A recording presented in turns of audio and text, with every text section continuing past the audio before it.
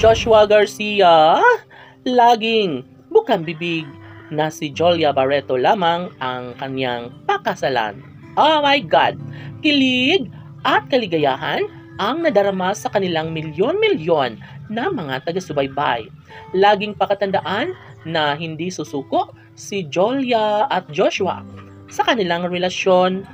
Ito na nga siguro ang nararapat na kanilang mapagtagumpayan na sanay sa mas lalong madaling panahon ay magkaroon nga ng pagmamahalan habang buhay na kaligayahan sa kanilang mga puso't isipan ni Joshua at Jolia. Ang kasal ay deserve na mangyayari ni Jolia at Joshua, kaya sanay hindi na magbabago ang lahat sa kanilang relasyon. Sabi nga ng mga fans ng Gishlea Love Team na hindi sila papayag na magkahiwalay ng tuluyan ang kanilang mga iniidolo na si Joshua Garcia at ng pretty girl na si Jolia Barreto. Sana'y wag umano nilang sayangin ang kanilang nasimulan sa kanilang relasyon dahil tunay na sayang ang lahat sa kanilang pagmamahalan. Bukod tanging hindi na kailanman umano magbabago ang relasyong nagbibigay kaligayahan sa taong bayan. Tanong ng mga netizens, maaari nga ba na maisakatuparan ang lahat sa pagmamahal na nararamdaman ni Joshua Garcia sa dalagang si Jolia Barreto?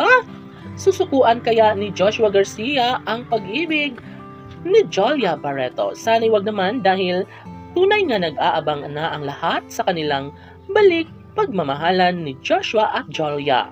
Of course, malaki ang posibilidad na mangyayari ang lahat sa kanilang pagkakatuluyan lalo na't inaamin na ni Joshua Garcia sa taong bayan na mahalaga pa rin at mahal na mahal pa rin ni Joshua Garcia ang pretty girl na si Jolia Barreto. Opo, at ito lamang ang isa sa pinakamahalaga sa lahat, yun ay ang magkaroon ng forever sa pagmamahalan ni Joshua at Jolia. Si Joshua Garcia na nga kaya ang lalaking mapalad sa tunay na pagmamahal ng pretty girl na si Jolia Barreto? Well, sa totoo lang ay sobrang excited na ang taong bayan. Never na mawawala ng pag-asa at magandang pagkakataon ang relasyong tunay ni Joshua at Jolia.